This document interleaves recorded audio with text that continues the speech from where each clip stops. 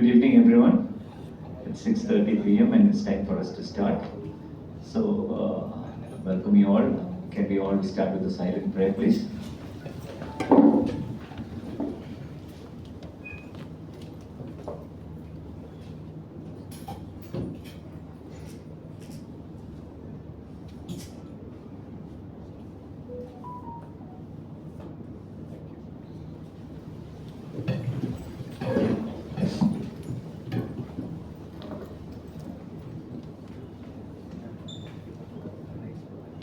Dear members, past President Mr. Joseph Philip, Managing Committee members, I'm really happy that we have a great personality with us today evening to speak to us. This happens to be our second meeting for this month, second speaker meeting for the month. We've had another activity too, which will be explained by the Secretary. And Mr. Varadarajan will be formally introduced to you by our Program Committee Chair and Vice President. Now, this is the sixth meeting, weekly meeting of this KMA year. To get into the proceedings and to welcome all of you and to introduce our speaker for the day, I would request our Program Committee Chair and Vice President, Mr. Aljaz Khalid, to formally do the honors.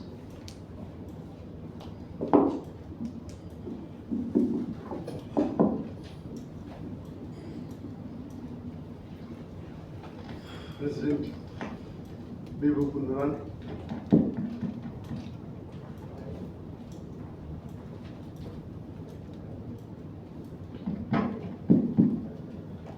President Mr. Bibu Pundaran, Secretary Dr. Anand Joseph, today's invited chief guest and speaker, my good friend Mr. R. Varadarajan, and distinguished KMA members, past President Joseph Philip, past President Nirmala Lily, and Managing Committee members Tom Joseph, and I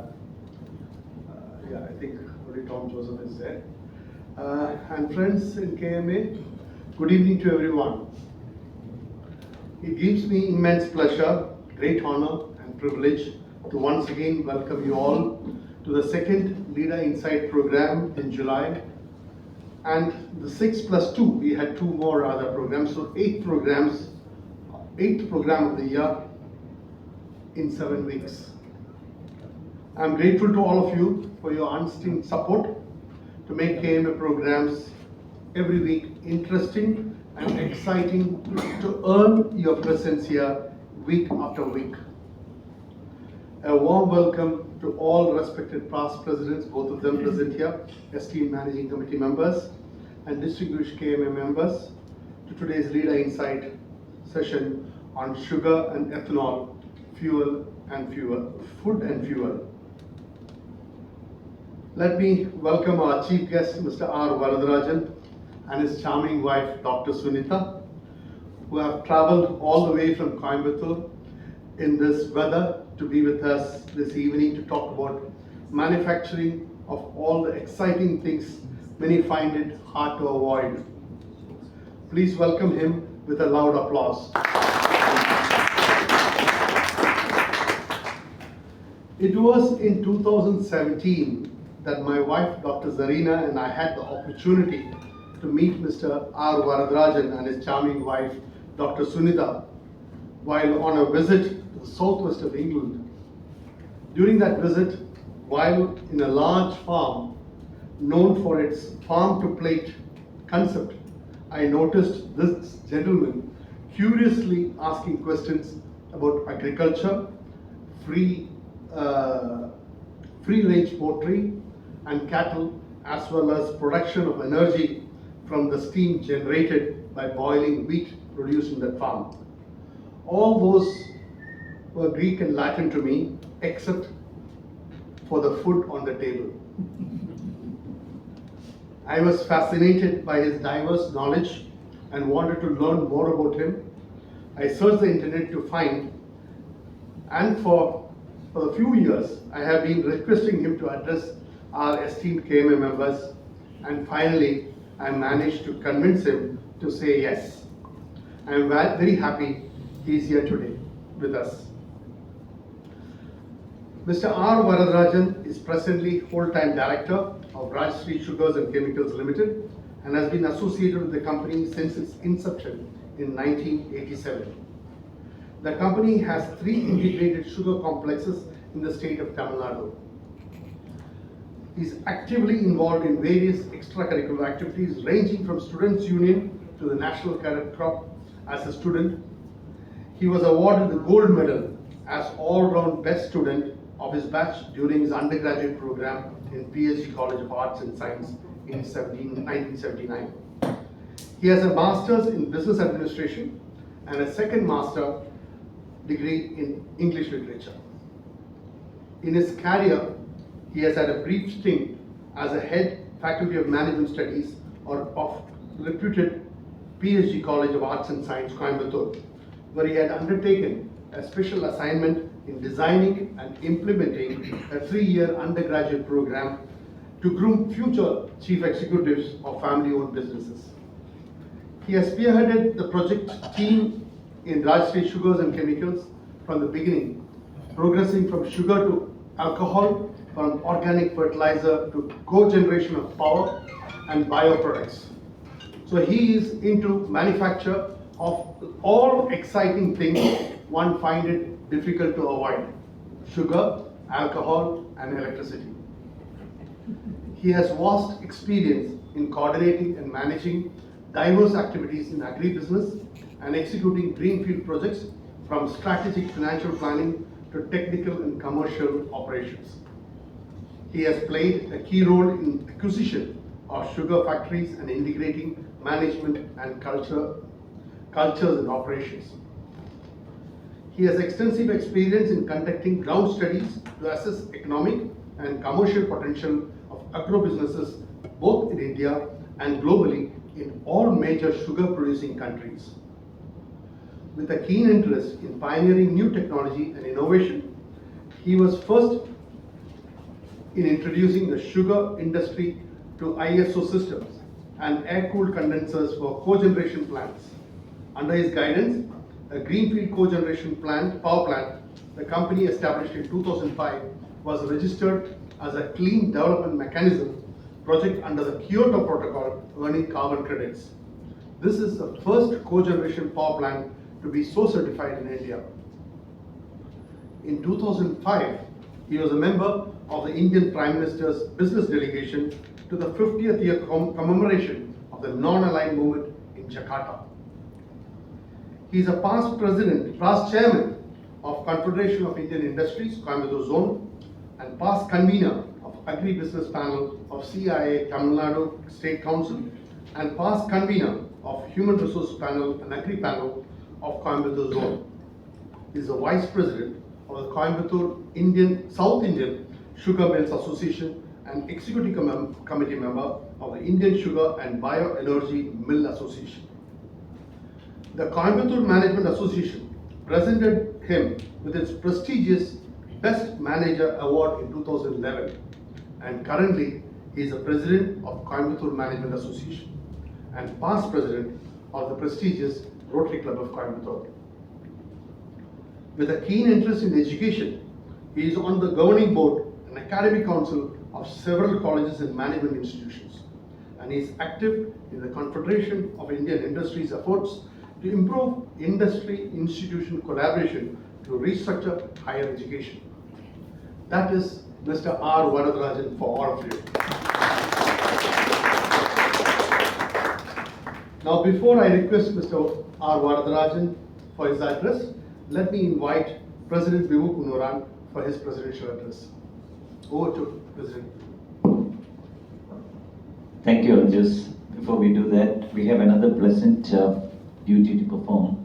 And I would request our bulletin editor, our KMA news editor, would say, Mr. Baiju Madipala to come forward and release the first edition of our KMA news to our chief guest.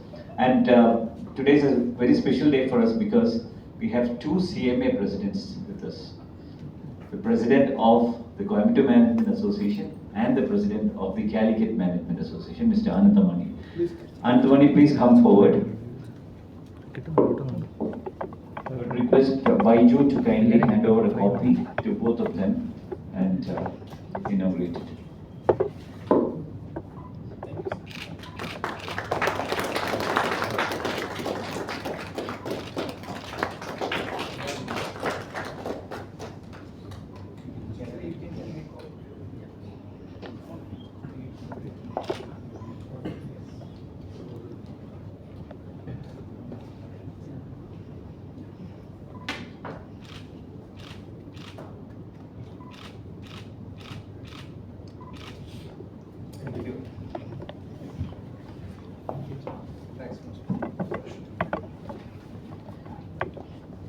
I would also request past President Jose Philip to kindly come forward.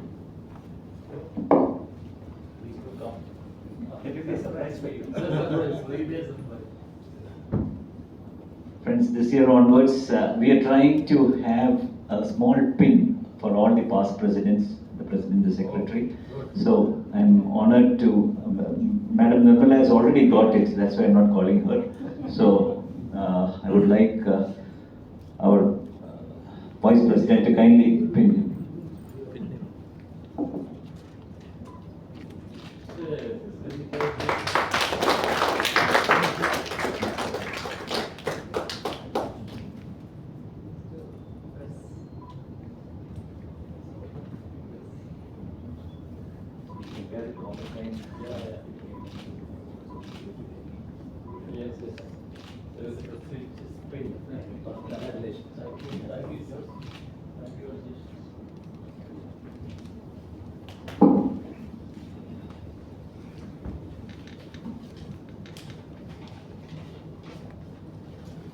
Friends, good evening.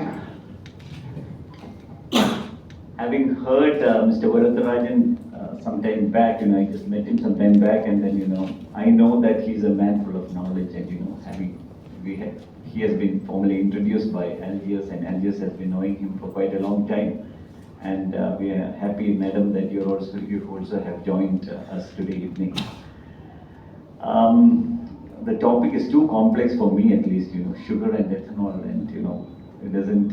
So I was trying to kind of think. It could probably be a riddle as to what this sugar and ethanol is, and the answer to that would be if you really need it. But then if you have it in excess, it's a problem. So that is what sugar and ethanol, or I think that is alcohol per se, which is brewed out of sugar or sugarcane. That's what I understand from it. And my only connection per se with both sugar and alcohol is I run a testing laboratory, so I make a living out of sugar. And having married from a family that has interest in liquor, I think my father-in-law or my wife's people used to make, or they still make, a living out of alcohol. That's one of their businesses. That is my connection. And of course, when it comes to the specific thing called ethanol, I'm sure that most of you must have heard about the RT-PCR, which became a common norm when COVID struck. And we really need ethanol within our RT-PCR laboratory to keep things running.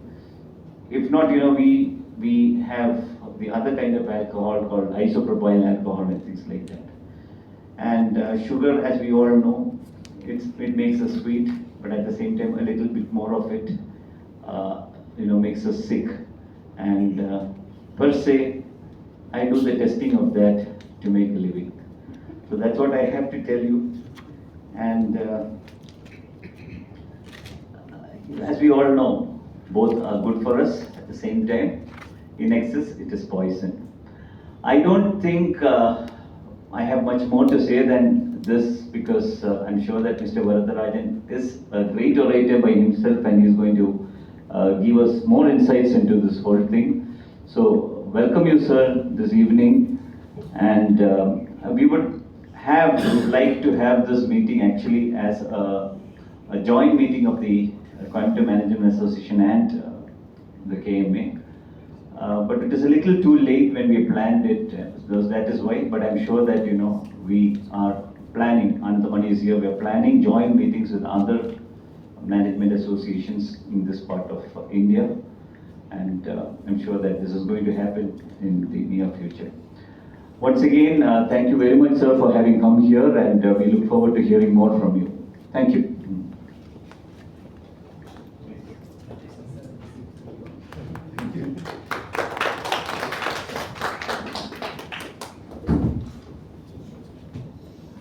So good evening. Good evening. Mr. Punuran, Secretary Dr. Anil Joseph, and my good friend and your program committee chairman, and I understand Vice President of KMA too, Mr. Haji Askai. As he rightly said, we met a long time ago when we were on a friendship exchange program from Rotary to the southwest of England. That was a lovely time, there's no doubt about it.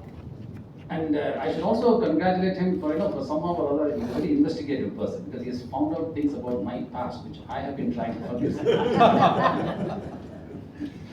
So that's very interesting. Thank you so much for having done all that research on me.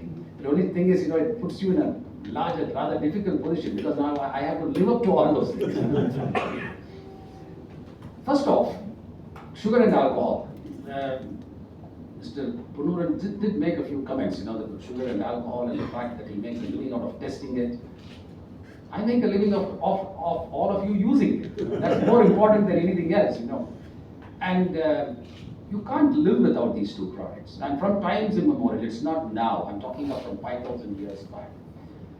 There's always a statement, like if you would have never seen Queen Elizabeth I smiling. The reason is her teeth were black. She used to eat so much sugar, and at that time they didn't have dentists.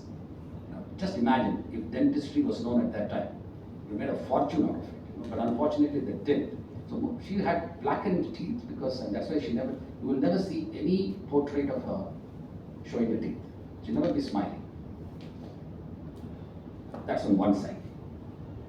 Now sugar per se is a great product, you like it. I mean, after all of you enjoyed your cup of coffee and tea just now outside, and you obviously enjoyed some confectionery along with it. Even your padam bhaji, which you are very popular. Just imagine if there was no sweetness in it. Would you be eating it? That's a simple fact. You may have the best of food, the most nutritious of food, but if it doesn't have something to make it spicier, because sugar was known as a sweet spice when it was first discovered and used. It's a sweet spice. You need something to spice it up, whether it's chili or sugar. If there is no spice in your food, just imagine how our lives would be. Imagine eating bland cabbage and bland sambar and bland fish. It would be horrible.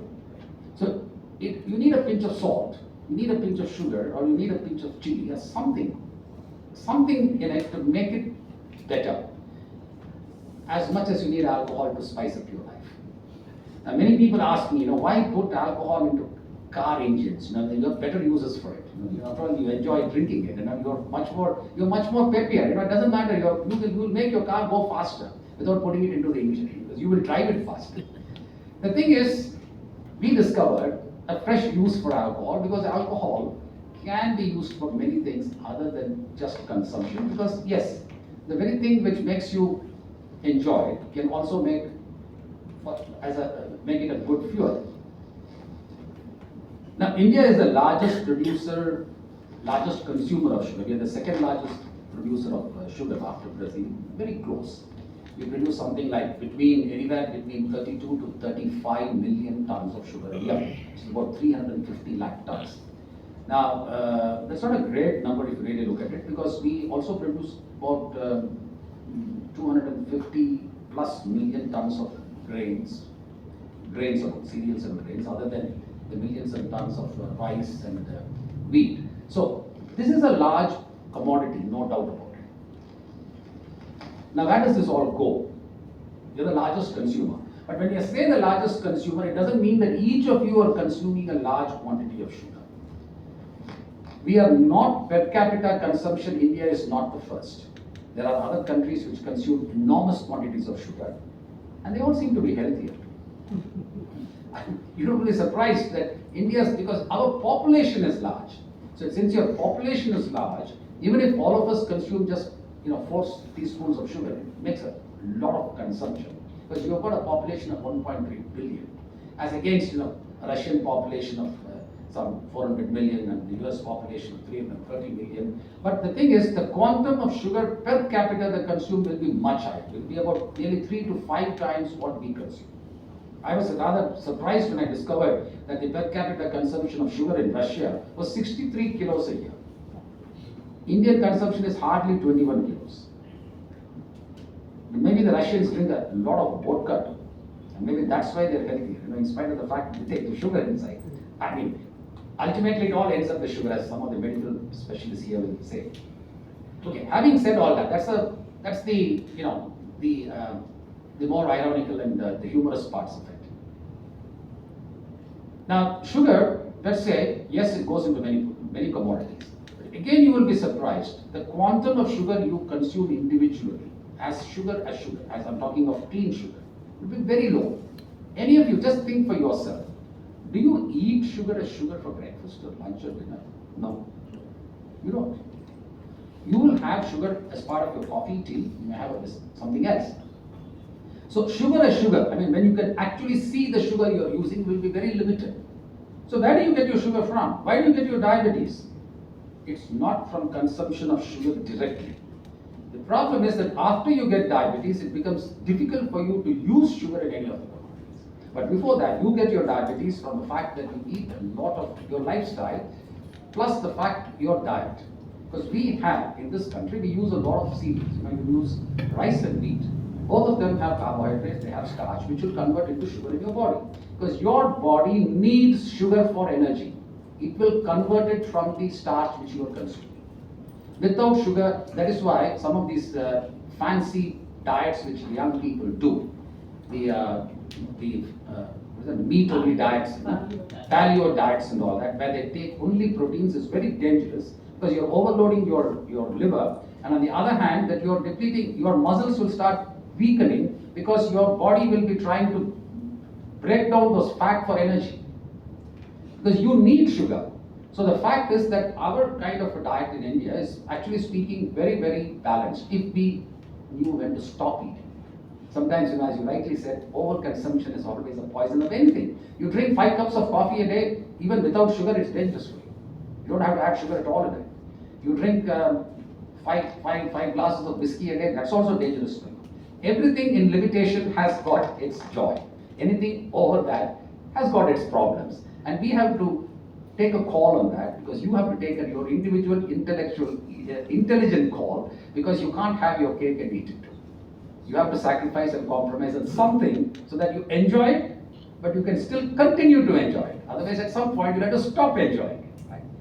Now, having said that, so lifestyle, etc., I'm not going to go down that road because that is not the subject of discussion here, and my wife will probably be a better speaker on that at some other time. But I would restrict myself to where sugar and alcohol are in this country's policy systems now. As I told you that we are the second largest producer. Now, you'll be again surprised that out of the total, our consumption is around 29 million tons of sugar today. The actual consumption, production is higher, but it goes for other products too. Now, out of this 29 million tons of consumption, we did a study and discovered that 69% of all the sugar is purchased only by bulk consumers. 69, that's virtually 70%, is going to all the confectionaries, the mithai walas, the beverage guys, all of them. Your Cokes, your Pepsis, your Britannias, and your Unibic and whatever, anything you find outside which is sweet. They are the people who buy this. It all goes in bulk, in tons of sugar. Now, you may think, sugar has a large consumption. I was myself surprised. For a wedding where you're inviting 3,000 people, you know what is the actual purchase of sugar for that wedding? In South India, where we eat a lot of sweets, 150 kilos. That's all. 1.5 bags. That's all the sugar you buy. One would think that they will buy a ton of sugar. No. All those sweets the quantum of sugar is less than that. Now, we discovered that another 10%, so if you take a pie chart, so 69%, virtually 70% is going for bulk manufacturers.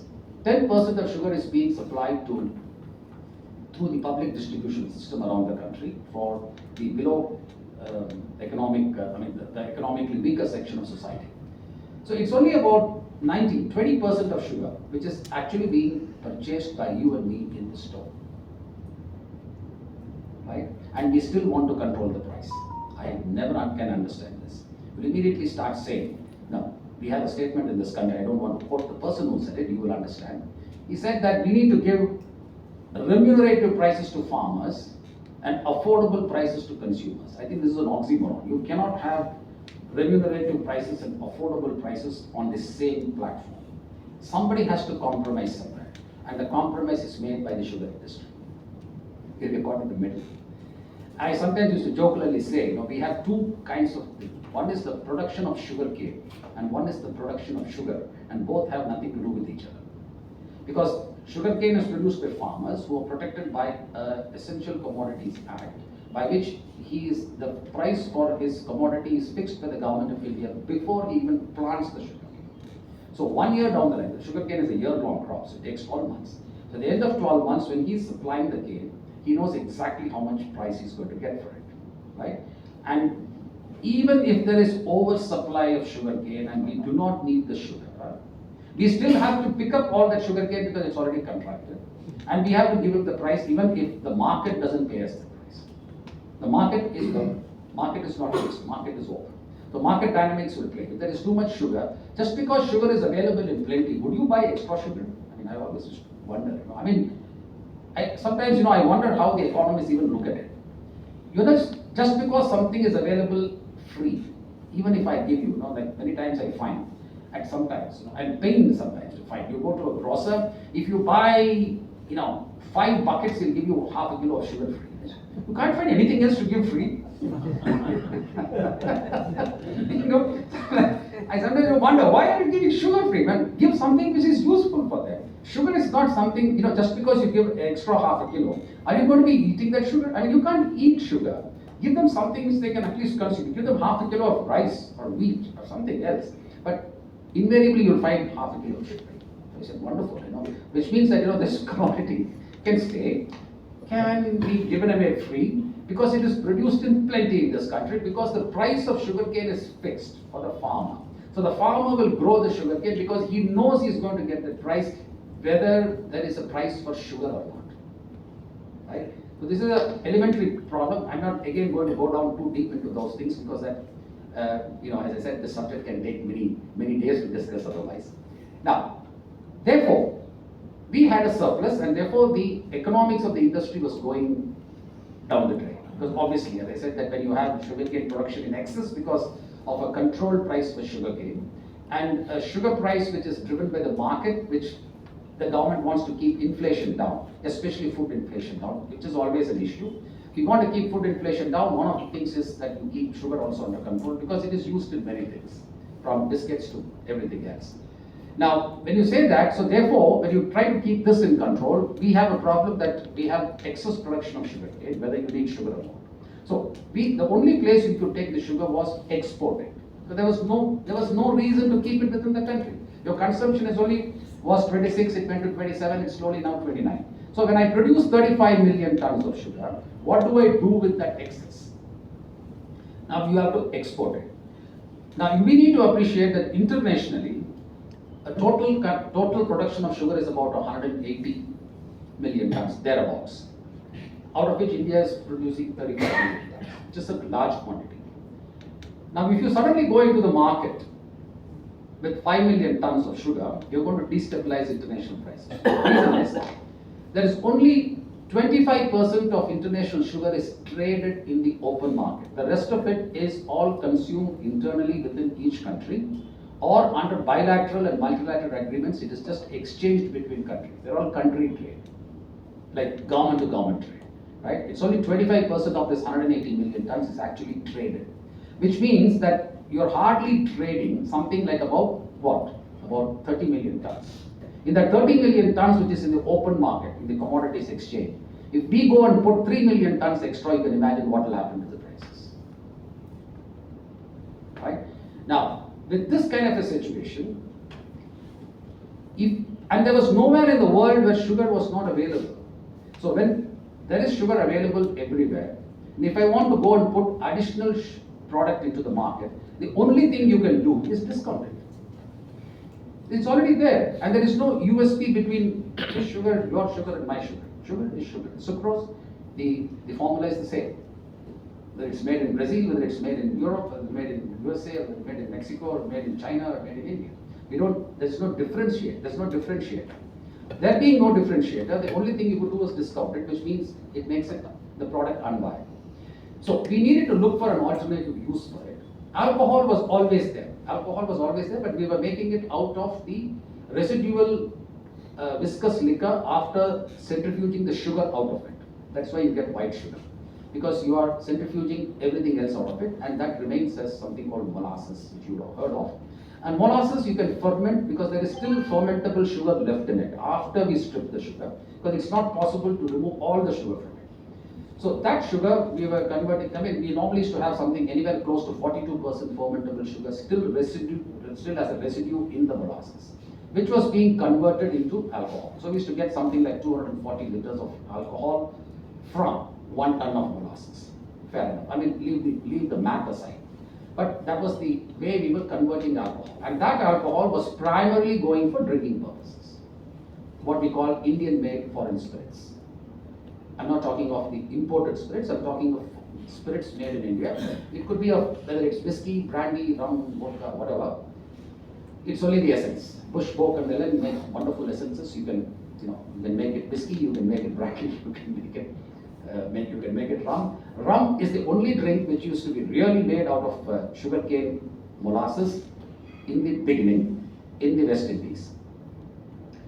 And Admiral Muralidharan will agree with me when I say that the free rum ration in the navies started with the British Navy, because the West Indies used to have a lot of piracy. Now, how? Because the pirates used to go to West Indies to hijack the sugar which is being produced there, right? So it was such a big commodity for them, for England and France. So to protect themselves, they needed any ship flying the Queen's flag, the King's flag, to be anchored in their port. Now, how do you get? And there were so many islands. Each island has its own governor and etc. So how do you attract a ship into your port? Because if there is a ship flying the flag of the King's flag, that means they know there is a man of war there. There is a ship which is known as a warship, which means that a pirate ship will think twice before trying to come in. The attraction was free rum, right? So it was a barter, it was a currency, it was used as for bartering. So I give you rum, you come and park your ship, yeah? So we will do all the, anyway the ships need to be, refurbished with fuel, with food and water and etc. So you do that here. So there is trade also which goes on, but you get free rum, because the earlier days they used to bring beer in barrels into ships, and they obviously used to putrefy because it's sitting in very hot weather in the tropics. And I'm talking of the days when you're sailing ships, so no air conditioning, nothing. So rum was a wonderful substitute. That's how sugarcane alcohol became rum. Of course, Scotch whiskey, you will know, comes from different products, from barley. American whiskey comes from their cereals like maize and rye. And the vodkas come from potatoes, starting from potatoes to wheat, anything in between. It all depends on whatever is available locally. Now, to make alcohol, you need some form of sugar. That's again the fundamental thing. It could come from fruit, it could come from a grain, it could come from sugarcane. But it needs, or even plain sugar. You can take white sugar and convert it to alcohol. But you need sugar to make alcohol. That's why you have plum brandy, you have grape brandy, you have cherry brandy, because it all has sugar. You're removing the sugar and making it. Now wine, brandy. Wine is fermented grape juice. Brandy is distilled grape juice. Once you distill, bad wine normally becomes brandy. That's a fact. Wine which cannot be drunk as wine because the quality is not very good. You can always distill it into brandy, because you are only separating the alcohol and leaving all the other flavors and tastes back. Now, when this alcohol we were making, we discovered that there was another use for it. And this started in Brazil, where they started making, because Brazil was another country which has copious quantities of sugar alcohol. Their population is very limited, so the quantum of alcohol they could use for drinking was very limited, obviously. Right? And they were using other products also to make alcohol, because they also used to drink rice wine and so many other things. Now, therefore, we thought that making use for this for a different purpose, which was as a fuel. Because it burns, because alcohol will burn. It's got a flash point which is lower than petrol. It will flash at 78 degrees. Now, having said that, they started their concept of what is called alcohol fueled engines in the 80s. In 10 years, it fizzled out. The reason is alcohol fizzled out because there was a drought. The production of sugar cane came down. So the sugar factories started making more sugar than alcohol because there was a great demand for sugar in the world. They were getting better prices for it. So obviously alcohol dropped. Now the people who had invested in buying an alcohol fueled engine had a problem because they had no fuel for it. So the entire program went flat. Come 2000, the world realized that yes, it is a problem, but at the same time, alcohol is a great fuel. We can try to support this, and that is where we came up with what is called flexible fuel engines. Flexible fuel engines means that the engine can take anything from 100% petrol, 100% alcohol, that is 95% volume by volume alcohol, which means 5% water and 99% alcohol, or ethanol or any blend. Now, ethanol and alcohol, they're all ethyl alcohol, essentially. It's just a name we created. Like, photocopy and a Xerox. Xerox is a brand, but if you tell, give me a Xerox copy, you know what I'm talking about, right? You know I'm asking for a photocopy. So like that, ethanol is just a name we created. Ethanol is the same. It is all ethyl alcohol, so there's no difference. But for purposes of communication today, it's easy when I say ethanol, you know I'm talking of alcohol for fuel blending. The only difference the alcohol for fuel blending is it's more pure than the alcohol which I give for drinking purposes. The simple reason is that I'm giving 95% pure alcohol, that is 95% volume by volume. If you take a liter of the alcohol, it will have 95% alcohol and 5% water. When I give it as ethanol, it is 99.6% alcohol and 0.4% water. The reason is because we are going to put it into a fuel tank, and your engines are not tuned to run with so much water. So the current engines, what we are using here. Now, if you go to the flexible fuel engines which are otherwise used in other parts of the world today, by the same manufacturer, it's the same car. If you're driving a Honda City, the same Honda City will be available with a flexible fuel engine in South America and in Europe. The car is the same. It's just the engine is it is still an ICE engine. It is a combustion engine. There are certain differences only in material compatibility and engine tuning to compensate for the corrosion from alcohol. That's all. Otherwise, the engine is the same. So, if that was not the case, you couldn't be blending 10% alcohol in your cars right now. All your cars are running on 10% alcohol, right? And if there was no material compatibility and engine tuning, you'd have a problem. Now, when we go to 20% blend, which in some parts of the country, some of the, currently about, I would say about 17% of all the retail outlets in India. We have about something like about 84,000 retail outlets. I may be a few points this way, that way. Out of which nearly 14,000 outlets are today supplying even E20, that is 20% blend. A 20% blend will be sold in a separate dispenser because you will know that you are buying 20% blend because your current engines, from 2025, all cars will come with capacity to have 20% blend. The SIAM has accepted, that is the Society for Indian Automotive Manufacturers, yeah, SIAM, because they are also in the same. They are also one of the important stakeholders in this. So after tests, we have agreed that E10 is okay. Like all your BS6 compliant vehicles, you can take E10 without any problem at all. Even your BS4 engines can take it. Because the material compatibility is there. You may have a slight drop in compression because alcohol will give you slightly lower compression ratio. So therefore, you may be spending a little more fuel to make up the same equal power, right? So the drop will be about something like 6 to 7%, so it really doesn't matter. I mean, that's what I say. You may not agree, because when you're spending a little more money to buy that 6 to 7% more fuel to put inside your car, right? But nevertheless, this is a policy which has been created, and it's a good policy because we are able to reduce that amount of dependence on imported crude, because India imports virtually its entire fuel requirement, and it's worth something like some $270 billion a year. So what we are doing is a small part of it. We are trying to reduce the cost for some amount. So this comes down to about, say, $4 to $6 billion today. We are trying to increase it. But leave aside the cost factor. What you're really trying to do is to save. The whole point is coming over because of the climate effect which you're having when you're using fossil fuel and when you're using biofuels. So this is the basic principle where we are going forward.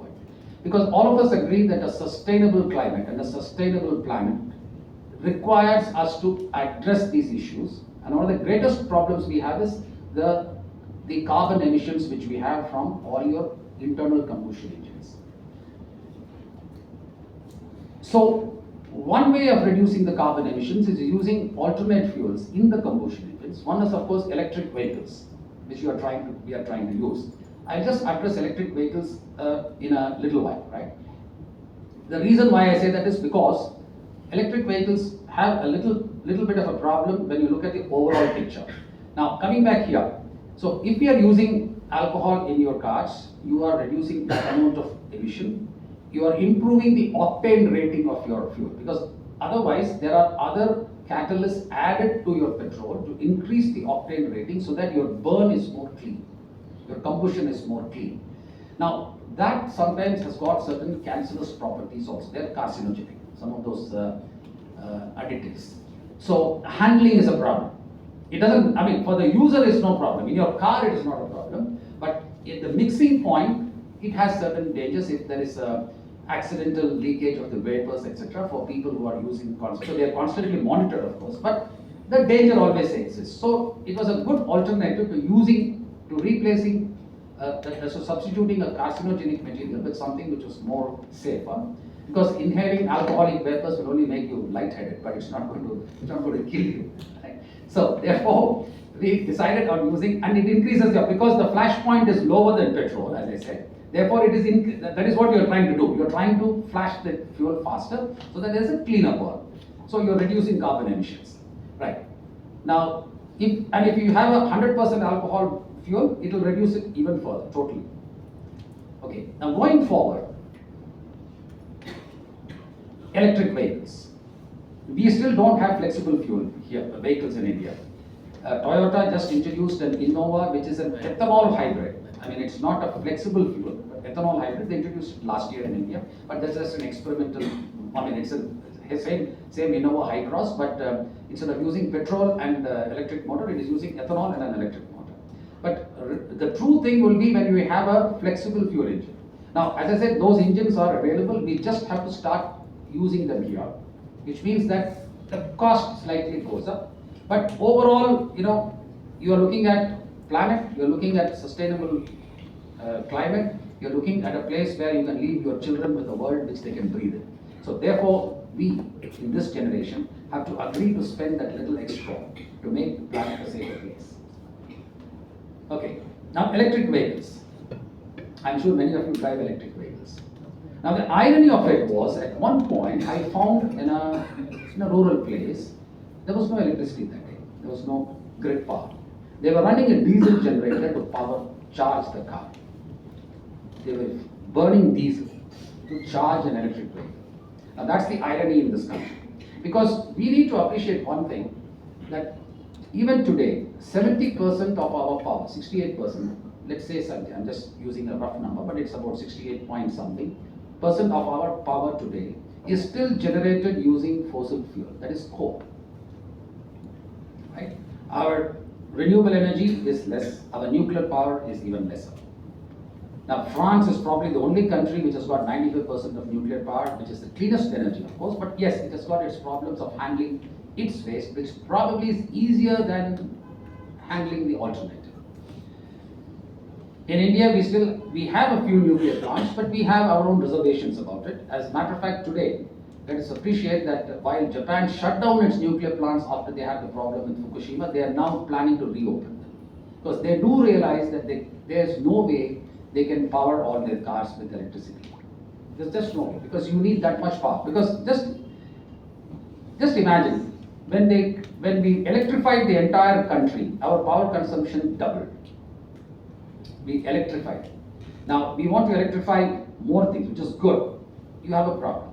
So in a recent conversation, the chairman of Maruti India, Maruti Suzuki India, was saying that by 2050, the number of automotive vehicles on the roads will double, but 50% of them will still be ICE engines, that is internal combustion engines.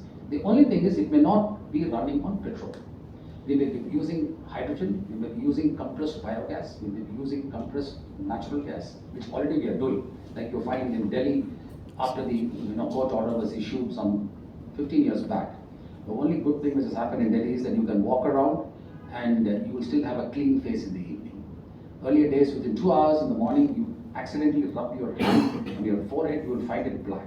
Because there used to be so much, that's the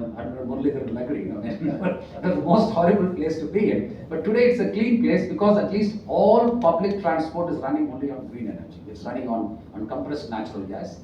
Now, the problem with using hydrogen and compressed natural gases is the fact that you need to find energy to compress them. And the current method of holding hydrogen at compressed forces requires it to be creating, actually cryogenic storage facilities, which means that your temperatures have to be something at pressure and temperature. The pressure will have to be something like about 300 bar, and which is 300 kilograms per centimeter squared. It's amazing. It just for a quick understanding, your car tires you're inflating them at 34 to 35 kilograms per centimeter squared. Here you need to give pressure to make it 250 to 300. So you can imagine the amount of energy required to create that amount of pressure. One. Second thing is the temperature will have to be something like minus 200 plus degrees. Minus 200 degrees. Only then you can hold hydrogen in its liquefied form. Then the storage and transport becomes easier. The moment, like for example, your cooking gas is LPG. It is liquefied petroleum gas. It is compressed, therefore it is becoming a liquid. The moment you expose it, it becomes a gas again. So you are using. Now imagine if I were trying to hold that as a gas, the cylinder will be 5 times the size. So, but to compress it, there is a cost. But the cost for that is slightly cheaper, and we have now mastered the technology, so we are able to do it. Now we'll have to do the same thing for hydrogen. Now, but hydrogen, the process of making hydrogen, again, the question whether you are using green hydrogen or are you using gray hydrogen or blue hydrogen, that's another story by itself. You have the entire color palette involved in that, showing how much of energy you require to convert that hydrogen. Second thing is how much of fossil fuel is going to convert that hydrogen into hydrogen. Because anywhere, because the challenge in all these things is, whatever you do, you require energy. And currently, the only energy we really know, which is cheapest to use, is electricity. The only thing is that producing that amount of electricity is a challenge.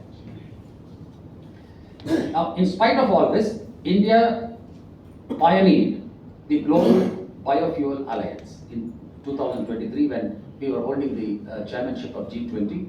Our Prime Minister took the lead. And that is a very laudable goal, because to say that we need a global fuels alliance where we all work towards trying to bring ourselves to net zero by 2050. Now when we say net neutral, right, that is, we are not talking of no pollution at all. All we are trying to say is that if I am polluting 1 ton of carbon somewhere, I will do something else to reduce 1 ton of carbon somewhere else. So you are net neutral. We are not net zero. Net zero will be a very different, that is, you are not producing any carbon at all. That I don't think we're going to see it in our times. I'm not saying it cannot happen in our times, because we need to find some other way of capturing solar power, not the way we are doing now. Yes, if you can find a way to use solar sails in space, capture it and beam it without wires, well, we are at the winning goal. Probably something may happen in future because today your international space stations are powered like that. They are using atomic power and solar power. Now, they are virtually infinite power. Now, whether if we can do that on Earth, we will get there. Now, in this background, ladies and gentlemen, we have sugar and alcohol. Sugar is a food, alcohol is a fuel. Now, the problem is that if you try to make more alcohol, you have less food. Because today, we are not able to make enough sugarcane for it. Because sugarcane is a cyclical commodity because if the weather is bad, production comes down. So we are now trying to use grain. We are trying to use broken rice from your FCI. Now you may ask a question is, why is FCI having so much broken grain, which they paid to collect? And now they're giving it at a lower price for production. Come on. I mean, there are too many questions which are embarrassing at this point of time. But let us say we are trying to make best use of existing resources. And one of them is the fact that we do seem to be sitting on huge piles of grain in our FCI warehouses. The other thing is we are trying to collect maize from the market. Now, maize is another issue because we produce something like 35 million tons of maize today, out of which 23 million tons is only going to the market as food. And 10 million tons goes for brewing. That is some of your imported, bottled in India scotches. That is, the Scotch concentrate comes from Scotland, but you are buying the alcohol here to make the blend.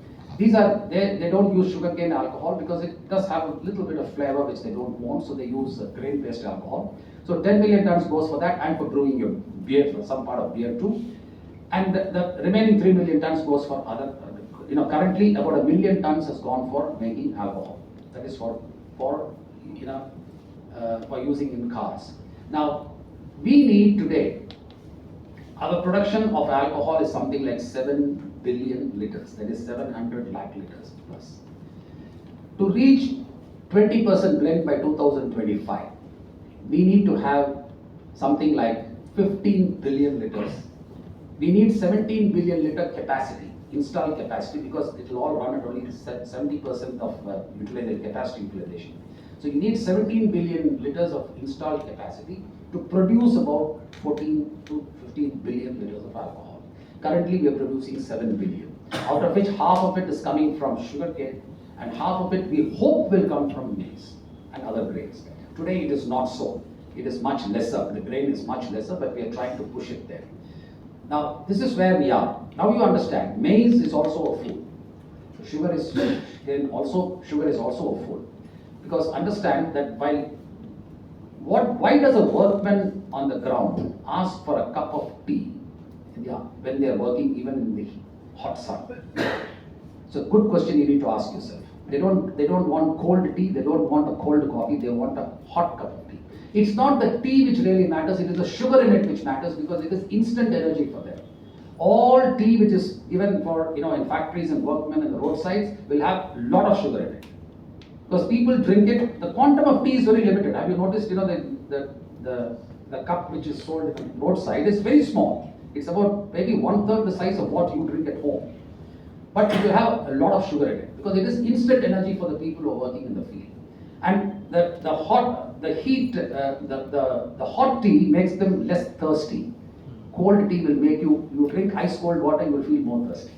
So they want to drink hot tea because even when it is hot, you sometimes wonder, it's boiling at 35 degrees, why do these guys want to drink hot tea? But that is what they will want. But it's also the sugar which matters to them.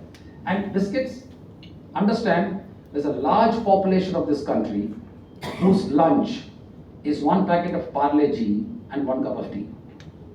And Parle-G, if you realize, is still sold at 5 rupees a pack.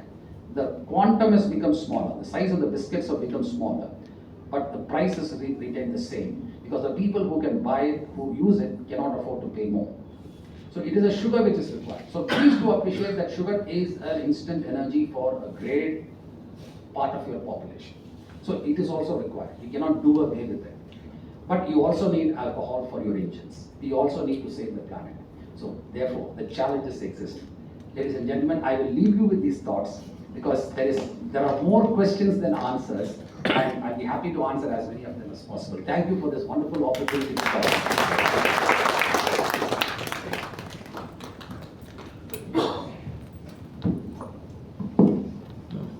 sure that all of you have had an enlightening evening on a very unique subject. Now the floor is open for questions. Take a few questions. Sir, I have one question. As a young boy, for every Pongal, as a young boy in Chennai, every Pongal I used to get, my mother used to buy sugarcane, and each of them had a different degree of sweetness. So now when we buy sugar in the market, we are paying the same price, but what about the degree of sweetness? How do we test it? And across world, how the degree of sweetness is related to the cost index? Is there a relationship? Or bad and good sugar are sold at the same rate? I'll answer that question. Can I answer from here or? Yeah. It's on. Hello. Yeah. Okay. First off, there is no bad sugar and good sugar. There's no difference in the sweetness remains the same because the formula for sucrose remains the same. If you change one molecule in it, then it's no longer sucrose, right? You use that as a base. Now, going back to your question of sugarcane, now the chewing sugarcane is very different from the sugarcane we use for crushing. The chewing sugarcane, all of you would have noticed, which you may buy for various occasions and religious festivals, will be very dark in color, the skin. The crushing cane will be green and virtually sometimes white. Because they are different varieties. It is like rice. You have different varieties of rice. Some qualities of rice lend itself to make biryanis. Some qualities of rice lend itself to make idlis. You can't use all kinds of rice to make idli. You don't get a good idli, right? Now you may wonder, it's all rice only, isn't it? But there is something in it. There are a few molecules in it which change it. Insofar as sugar is concerned, there is no change in the sucrose content. It's the same. But when you are chewing a cake, because when we process it and take it out, we only take out the sucrose. We leave everything else behind. We are filtering out, which is one of the reasons why, this great fallacy we have today is jaggery better than white sugar? A very classic question which many of us ask. Sugar is sugar. Like my wife asks her patients this question: what is jaggery made? Sugar cane. What is white sugar made? Sugar cane. So how can it be different? She puts a very, very simple question to them. Because being my spouse for the last 35 years, she has heard enough about how sugar and visited my factory plenty of times. So the basic point is that jaggery is dark because it certainly retains much of the micronutrients which are there inherent in a plant. All plants absorb nutrients because it is after all feeding itself from the soil.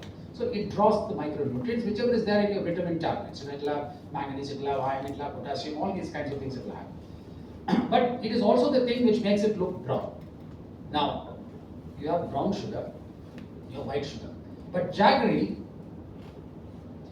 and white sugar, when we are clarifying the sugar cane to remove the dirt, the minerals also will disappear. Because I can't remove the dirt and retain the minerals. Because it is both together which give the color to the sugar. Now, if you don't mind having brown sugar, I can give you jaggery, but then appreciate that it has also got dirt.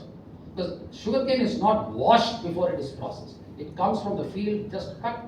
It comes with anything with it. It can have human feces, it can have snakes, it can have scorpions, it can have anything. Because it's just punched and brought in, right?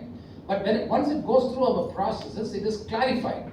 Clarified means it's completely filtered. So what you get finally is refined sugar, which there is a testing facility internationally. It's called the International Commission for the Uniform Analysis Uniform Methodology for Sugar Analysis, ICUMSA. So this is an international understanding. So every laboratory in the world, if you are doing a sugar analysis, they will follow a similar methodology, and there are referees for this around the world who will make sure that you are using the correct solution. That is, the suspension you make for doing a test is as per that methodology. So if you say ICUMSA, now the ICUMSA rating for Indian sugar, the sugar which you normally use in India, is about 120 ICUMSA on the color scale. Now refined sugar, which you will find in European markets, will be 45 icons. Now sugar, when we make it as raw sugar, when it is made before it is refined, because in India we make what is called plantation white table ready sugar. When it comes out of my centrifuge, you can take it and put it into your cup of coffee directly. Now when sugar is made in Brazil, it is about 1800 icons, which means it will look like dirty black, right? Because it's got all the dirt in it. Now this is transported not in bags, just like coal, and just dumped into the hold of a ship. 40,000 ton ships, it's just poured into it. It is taken to a refinery in Europe and remelted, and everything is stripped from it. All the dirt is stripped from it. And because you're going through a separate refining process, you're able to bring down the color even to 45. It becomes even whiter. Now the only difference between your 120 icons of sugar and your 45 icons of sugar is there is no difference in the taste and the sweetness index. Now a Pepsi won't be willing to buy a 120 icons of sugar. The reason is, if you dissolve 1 teaspoonful of 120 icons of sugar and 1 teaspoonful in a cup of 45 icons of sugar, you will find a very slight opacity in the 120 icons. Very slight. You may not even be able to see it easily with the naked eye. You hold it against light, you will find a slight opacity. Now, Pepsi will not like it because they have a color index for their cola. Now, this slight opacity may change that color index, and they will have a problem under the FSSAI rules. Therefore, they will like us to give them 60 icons or 45 icons because it will be more clear. But otherwise, I can assure you that it is the same sweetness, because sucrose, the formula cannot change. The color which you see is entirely how clean it is being made. Now the cleanliness comes only by the centrifugal process. So you have to take a call, sir, whether you are okay with dirty sugar. So let me assure you, jaggery is dirty. So what about the sugar-free and sugar? People say that it's better to take sugar than sugar-free. Yeah, it is. I think you should listen to her. Yeah, see, sugar-free is made from the sweetness quotient in that will be very high. What you were asking, the sweetness index will be something like even sometimes 1200 times more than your normal sugar. That is why you put only you say just put one drop in it. Now the thing is it has got some other issues with it, which is entirely left to you. I would suggest that if you want to be sugar free, just don't use sugar at all, because you can always survive without sugar. But the thing is, your body needs sugar, which will take up from your idlis and dosas and chapatis and whatnot. You're anyway eating all of them, right? So it will pick up its sugar, and you're eating fruits, so you get fructose from that. So there will be always something your body will take sugar from. Now imagine, before sugar was discovered, people still lived. But after sugar was invented, we are happier. At least seemingly. And after alcohol was discovered, we are happier still. Sulfur, non-sulfur. Yes. So that is only the process. Okay. Now, when I said we are clarifying the sugar in the Indian process, we use sulfitation process, which is we don't actually add sulfur. It's only a sulfur the gas. We vaporize the gas because it helps in dropping the sediments which are the residual cell. You'll appreciate that from 1 ton of sugar cane, 3% will be this filter, the dirt, right? So that means in a day, supposing a factory is producing 100 tons processing 100 tons of sugar cane, 3 tons will be this dirt. So if a factory is processing 5,000 tons, you can imagine how much. It's a huge product for us to use also. So in my factory, what we do is we take that, and from alcohol also you'll get spent wash. After you strip the alcohol, you'll have the wash, which also has certain residual micronutrients. But you also cannot just throw it out in the fields. It is entirely organic. Unfortunately, it is colored. So if it leaches into the soil and probably gets into some well, you will feel that your water is discolored. It is not toxic, but nobody likes to drink discolored water. You don't mind eating jaggery, but if I give you dirty water, you're not going to drink it. So therefore, what we do is that we take the spent wash and spray it on this Press mud. press mud, and we get an organic manure. and we have actually branded it and I sell it. And farmers take it back. So it becomes sustainable agriculture. I've taken from the field, I'm giving it back to them. Executive sent and make it. With, no, not silk, with that filter cake, yeah, with filter mud and, no, the spent wash which we put is, the water will have to be vaporized, right? So we use an aerobic process because you see, you still have this, the sediment of sulfur still in this stress now. So that is what is clarified, right? So sulfur will auto compost. If you keep it in the sun, it will burn by itself, you know? So we use that as a natural process to vaporize the water from the spent wash and leave the 22% load of micronutrients still in the stripped wash that will still remain in the soil. So all these micronutrients go back to the soil. This is all your manganese, potassium, iron, everything. Sulfur free. The sulfur, no, okay, sulfur free. Now I was talking to you about the refined Sulfur, sugar. yeah. The refined sugar, yeah. Now if I take refined sugar, 45 grams of sugar, where we make sugar in its raw form, black, right? Then I'm not using sulfur, because if I use sulfur, it will become white. I mean, I'll be able to clarify. I'm not He's doing talking that. about brands which say sulfur free. Okay, that's why I'm coming to that. So if you take that sugar and refine it separately in a separate refining process, where I'm not using sulfur, then it becomes sulfur free. But by saying sulfur free, are you benefited? That's the question you should ask yourself, sir. Because the sulfur which we use in it is not actually coming into the sugar at all. It's only we're using to clarify it. And the quantum is well within the codex limits, which is the prescribed codex limit, so it's nothing to you. But yes, it's just it's a selling point. I say sulfur free. It's a selling point. Yeah, it's a selling point. But I can assure you that as far as sugar is concerned, its calories remain the same. Whether it's 45 grams of sugar or whether it is 120 sugar. Sir, which one is more poisonous, daily sugar or processed sugar? Say again, sir.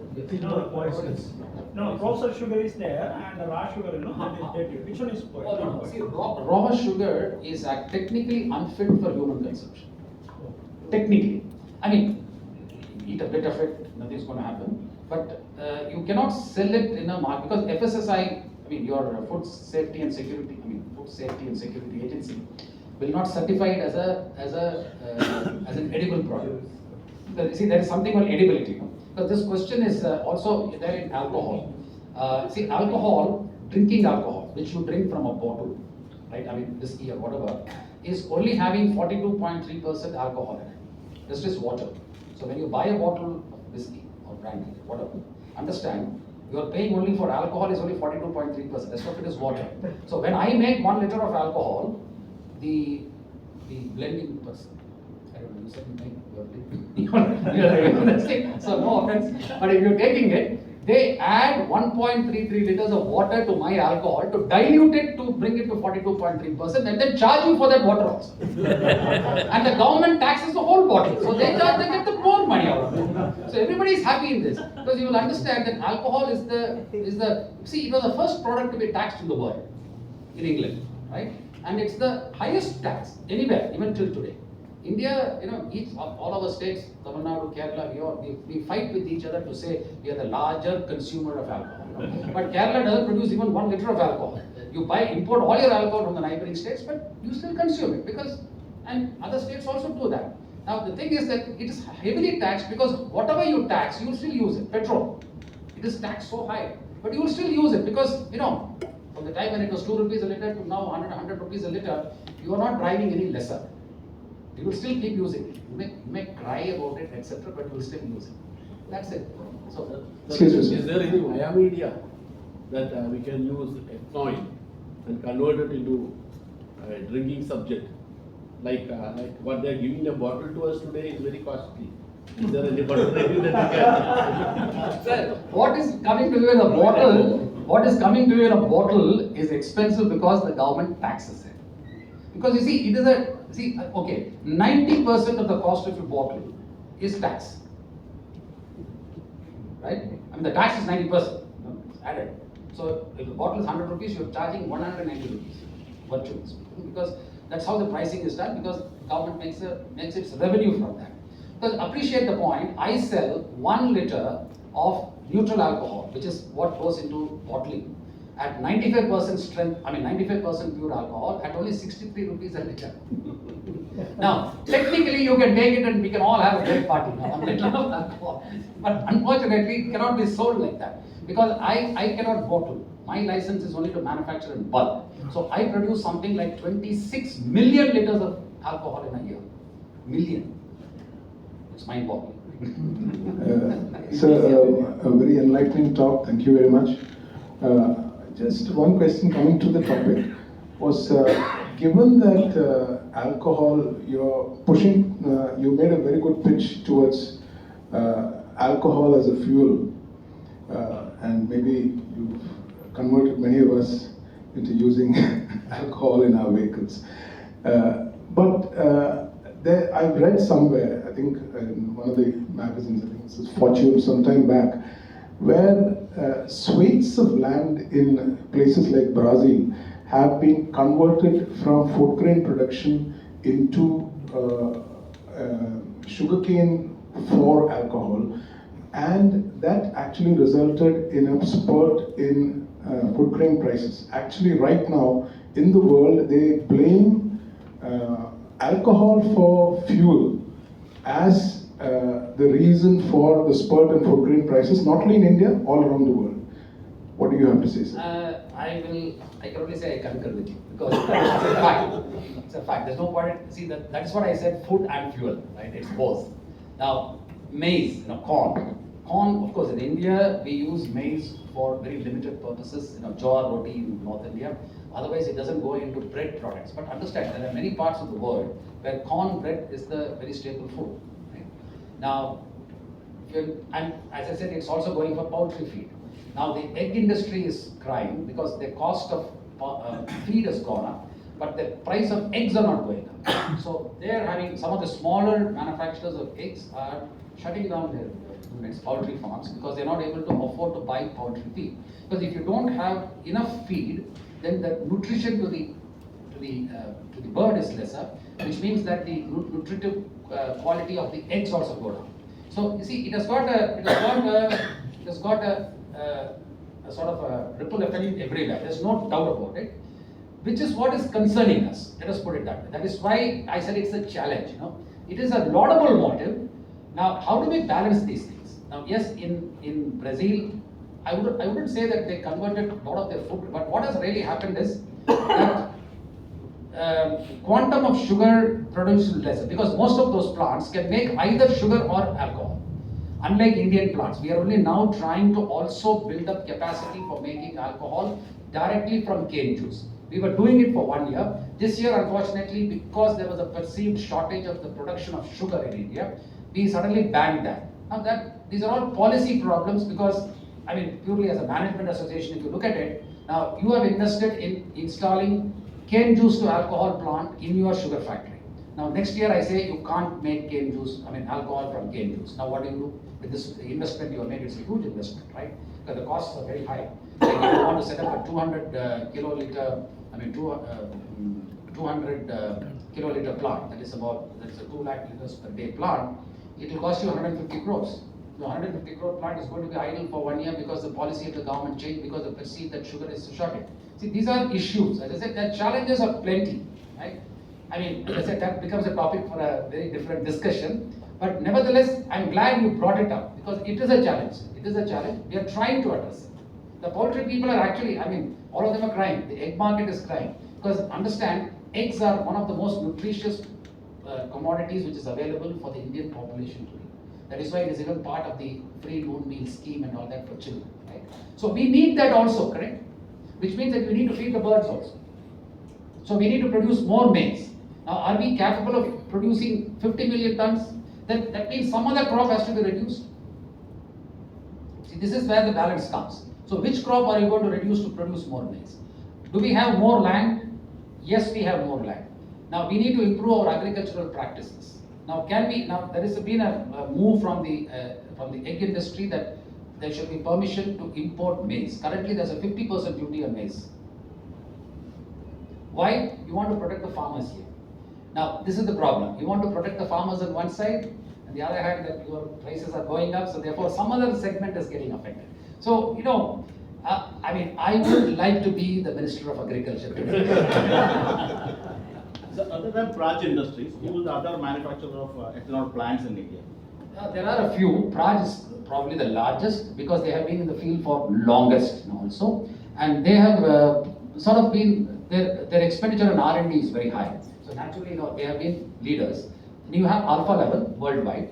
So alpha level, alpha level India also, because I have an alpha level plant, I have a Praj plant too. I have both. So alpha level also is one of the world leaders in any fermentation and distillation. See, because it's actually chemical engineering.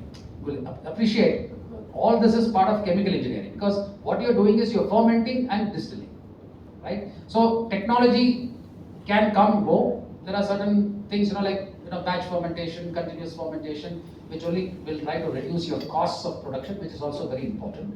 These two are largest in India. There are a few smaller players which also are doing a good job, but well, they have limitations because their ability to supply and deliver number of plants a year will be very limited. Even today with Praj, they can't deliver 100 plants a year. They can probably deliver 5 plants. So what is the role of fertilizer in determining the Brix value of plants? Oh, you asked. Yeah. So what is the role of fertilizers in determining the Brix value in sugarcane? Fertilizer and Brix value. See, fertilizer directly, it's only whatever you're absorbing from the soil, right? I mean, whatever the plant is absorbing from the soil. Even if you don't use any fertilizer, if you use, there are a lot of people who do natural farming, right? Because when you use fertilizer, all you're trying to do is that you are trying to accelerate the availability of nutrients, right? Because if you do it naturally, you will have to do one cycle of some natural crop, like you need to do give the soil a little bit of rest by growing something else, allowing it to deteriorate in the soil so that it will absorb the micronutrients and again you plant, which is normal, what we call natural farming. Now, when you are using fertilizer, what you are doing is you are trying to accelerate the replacement of nutrients so that you're able to improve productivity. But yes, you are losing some things in the soil. Now, insofar as your Brix is concerned, the fertilizer directly will have no bearing on that. The fertilizer directly will have no bearing because otherwise also it is drawing from, even if you have natural farming, it is still drawing whatever nutrients it has from the soil. Now, your Brix is only the viscosity which you're able to create in it and the amount of residual solids you're having in it, which I mean, as far as my knowledge goes, it will have no direct bearing. I mean, if you have a different perspective on that, I will be happy to discuss that later with some of my technologists also. But as far as my knowledge goes, So is there any? I'm not a chemical engineer, so I just admit to that. Yeah. Please. Can we now not take any questions anymore? We can have it maybe after the meeting. Since there's a paucity of time, I would request Anil to kindly propose a vote of thanks.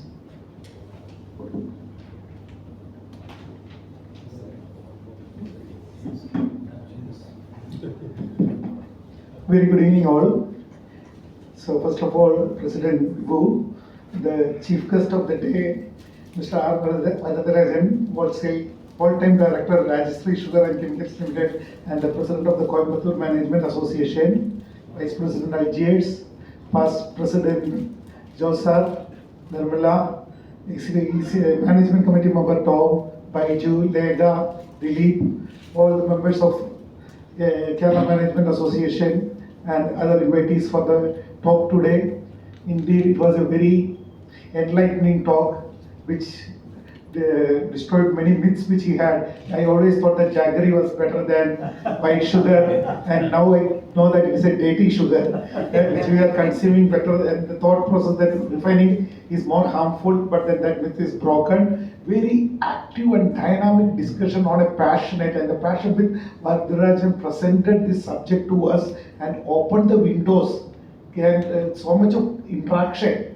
In fact, the president has to chip in to prevent the meetings going longer. So that was the importance of the subject and the knowledge addition which all of us got from this. Let's give a big round of applause to the speaker of the day. And may I hand over the memento, request the president to hand over the memento to the speaker.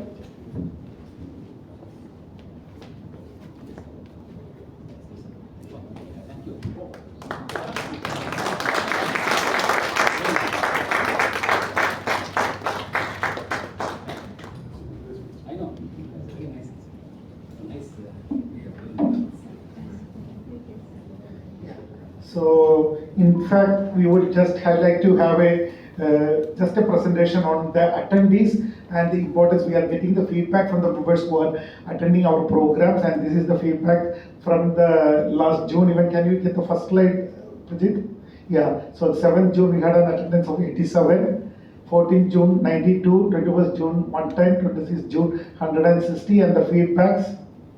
So it's all excellent, good, and so you can see that there is a lot of interactions happening. So we would like to raise the hand. Please give feedbacks to us so that we can keep improving upon the program.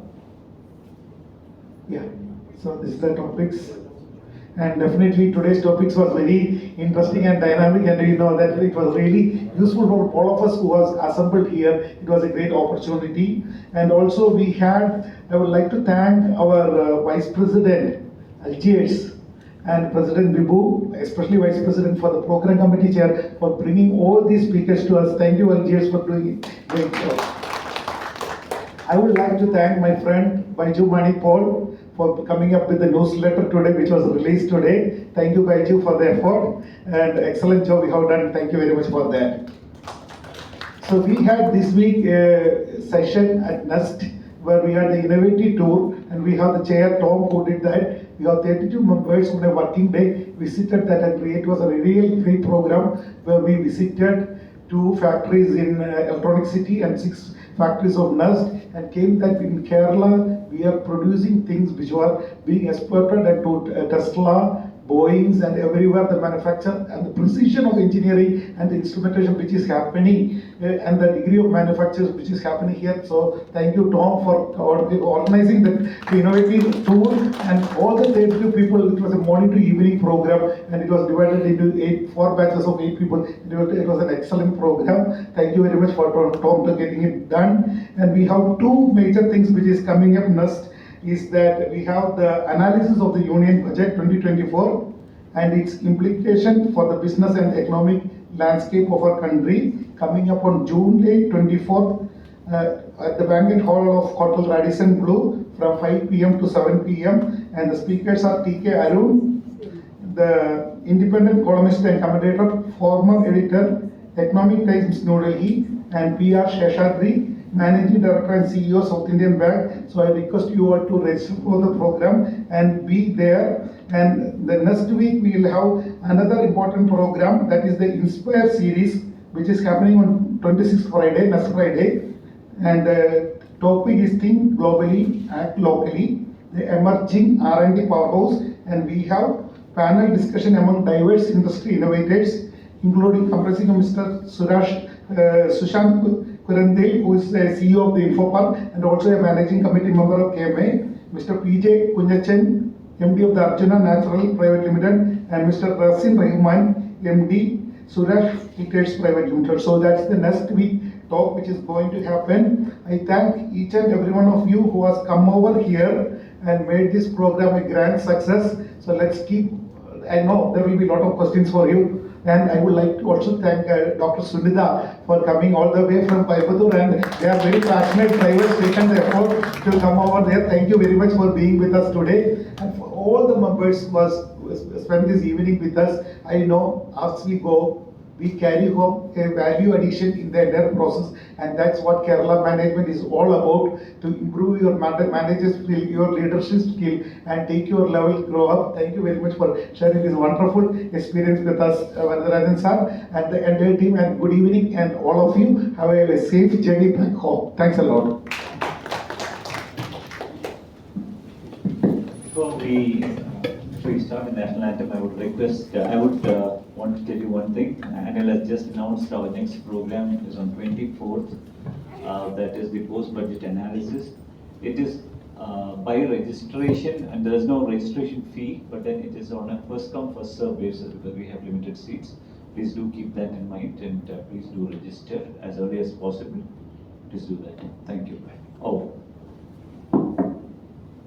Jana Gana Mana अधिनायक जय हे भारत भाग्य विधाता पंजाब सिंध गुजरात मराठा द्राविड उत्कल गंगा विंध्य हिमाचल यमुना गंगा उच्छल जलधि तरंगा शुभ नामे जागे, तब शुभ आशीष मांगे, गाहे तब जय गाथा। जन गण मंगलदायक जय हे भारत भाग्य विधाता। जय हे जय हे जय हे, जय जय जय जय हे। Thank you, sir. No, pleasure. Thank you.